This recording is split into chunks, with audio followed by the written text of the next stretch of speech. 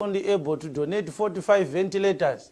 What is 45 ventilators in a country of 15 plus million people? 45 ventilators are supposed to be donated to a district hospital in Gwanda there. You can't give Parenya Hospital 45 ventilators if this COVID-19 is going to erupt sporadically like it has done in America or in Italy or in Spain. One hospital would need more than 1,000 ventilators. The state could have spoken to these network service providers to reduce their tariffs. 15 cents to call for a minute.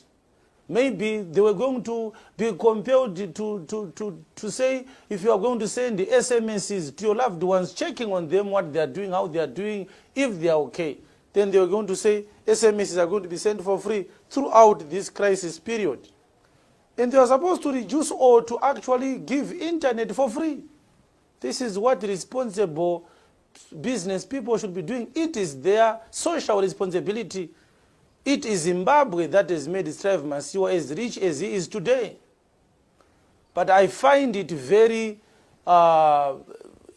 alarmingly irresponsible of him to make such a pretense of a donation in such a time like this.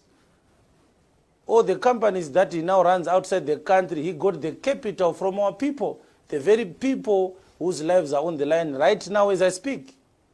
Where is Mohamed Musa? Where is Nigel Chanakiria? Where is Shingi Munyeza? Where are they? Where is Shingi Mutasa? Where are they? We want to see them.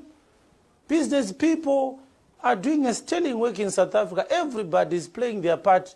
They are helping government efforts in trying to make sure that whatsoever equipment is required to help those that are going to be found needing medical assistance, it is provided. Everybody is making a donation, including the ordinary South African citizens themselves. 100 rands, 50 rands, everyone is playing a part. So that those that are in poverty right now, those that are lacking food right now in Zimbabwe, if our government was responsible, it should have started dishing out food hampers a long time ago, last week. Right now, people are going to be finding themselves starving. If they are not going to die of COVID, they are going to die of hunger and starvation. Because you can't ask people to stay indoors for 21 days when they are not only unemployed, but they are also very poor, because this state has been run down by politicians. They don't have enough money to buy food for themselves. There is no water for them. How does our government expect our rural people to eat, to live? There was not enough rain. Areas like Zaka, Bikita, Nguntu, Nyika, and Mwenezi, they don't have enough corn for themselves. If it was not for NGOs like WFP, World Vision, and Christian Care, those people would have been annihilated a long time ago because of poverty and starvation. Where are our business people today? Where are they? Those who brag that they are so rich and they've got so much money, we thought that this was the right time for them to demonstrate that they are well able to intervene in times of crisis. We only see them on Facebook bragging that they have a lot of money. I am not saying I need their money, but I'm saying this is a time for us to heed the call of humanity in us, to stand with one another, lift somebody up who is not able to stand up on their own, because this situation needs everybody to work together. I want to say to you, I'm deeply disheartened by the manner in which those who have benefited from the people of Zimbabwe, because they supported their businesses, now they are affluent. They have neglected the people of Zimbabwe. But when you hear them speaking about God, talking about God, you would think that they dropped down from heaven some 2 days ago. These are wicked people. These are selfish people. These are evil people who see Zimbabweans as prey. They bring out useless businesses to Zimbabwe, like what Masiyiwa did with his Kwese decoders. People bought those decoders thinking that they were going to get a good service, which was cheaper than the DSTV. But not more than 6 months later, the program was discontinued. And up to now, the people of Zimbabwe have not been reimbursed of their money. They bought those decoders from Masiyiwa because they trusted him as their the people of the men of their own people. He is one of our own. Let us support him. It is better for us to support a Zimbabwean business than to support DSTV, which was a South African business. But he ditched the people of Zimbabwe, and up to this day, StriveMasiyiwa has not apologized to the people of Zimbabwe for essentially stealing from them. When the time comes that the people of Zimbabwe need help from him because they supported his businesses, some of them very stupid and very unintelligent. Like EcoSure, a lot of people have been duped through EcoSure. They gave him money so that they could get funeral assurance. When the time came for them to claim back their money as insurance for the funeral, they couldn't get their money. Eco Farmer, talk about it. A lot of people didn't get any good service from him. But people of Zimbabwe still celebrate him as a good businessman. I don't. Not only is he a business predator to me, but he is also a serious blasphemer. He speaks evil about God, which he knows nothing about. I'm not against StriveMasiyiwa. I respect him as a businessman. And I love him. That's why I'm speaking like this. If he is somebody who hears God's voice, he should amend his ways and do better. How come he gave 25 million to ZANU-PF to do an election, to rig an election, but he cannot save the people of Zimbabwe at a time of need? Why does he do that? It is the people of Zimbabwe who gave him an opportunity to be rich. They bought his products. They supported his businesses. This is time for every businessman in Zimbabwe to come and plow back into the community. Zimbabweans are not prepared to deal with the effects of COVID-19. The government is not prepared. Our police officers who are trying to enforce this lockdown, they are not safe. They are not given protective equipment. If one of them is infected right now, a lot of our police officers, good men and good women who are trying to save this country, they are going to die. They are going to get sick because of the COVID. Our soldiers who are supposed to be protecting us in this country, they are vulnerable. They have not been given enough protective equipment. They don't have PPE.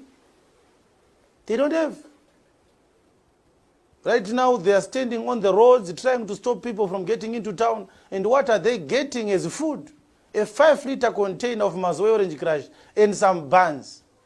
How does a government ill-treat its security forces like that? Why can't they get decent meals? 5 liters, Mazoe. So if people are going to have 5 police officers are going to drink from 1 bottle, how are they going to stop the prevalence of this infection of COVID-19?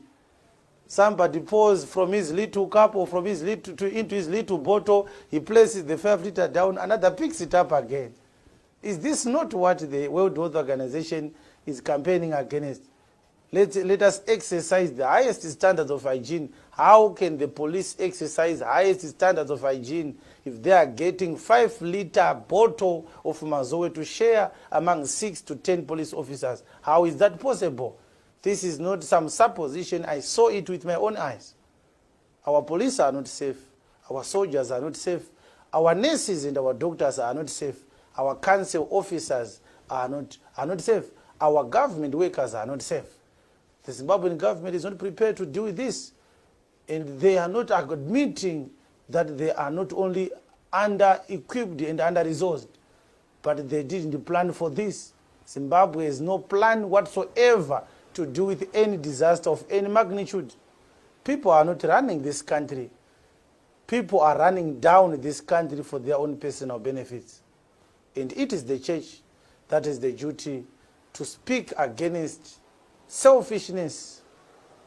The thought that if I get rich and build a mansion for myself, I'm okay. I don't care about the welfare of my neighbor, the person standing next to me. This is wrong. Unless people come to God, we are going to be getting into worse situations than this one we are facing right now. This is what I wanted to say. If you are a business person right now, you should do the best that you can. Send something to government and hoping that the government will not misappropriate those resources to something else other than the COVID-19. We pray that they will use their conscience for the first time this time to think about the people of Zimbabwe first, before they think about elections, before they think about their positions, before they think about their own comfort. Send something, donate something. If you're a Zimbabwean business person, donate something. The people of Zimbabwe's lives are on the line right now as I speak. People do not have safe water to drink. Right now, the World Health Organization is sending cholera kits right now to Zimbabwe because they are anticipating that very soon there's going to be a cholera outbreak. Why cholera outbreak at this time in this history? This year, 2020, Zimbabwe still faces cholera, which is basically a disease that breaks out on account of hygiene, lack of hygiene in a community. Why? Why should we not have enough water in Zimbabwe? People that live in the deserts, like in the Arab League, the UAE, those that live in Qatar, who cannot have enough boreholes, who do not have dams because they live in arid and desert environments, they have enough water for their population. What about Zimbabwe? Plenty of dams, plenty of rivers. We could sink plenty of boreholes to provide safe water to our people. At this time in 2020, there is not enough water in Harare for the Harare people. What about those that live in rural areas? What about them? If those that live in the capital city cannot find clean and safe water, adequate water, what about the rural people? This is a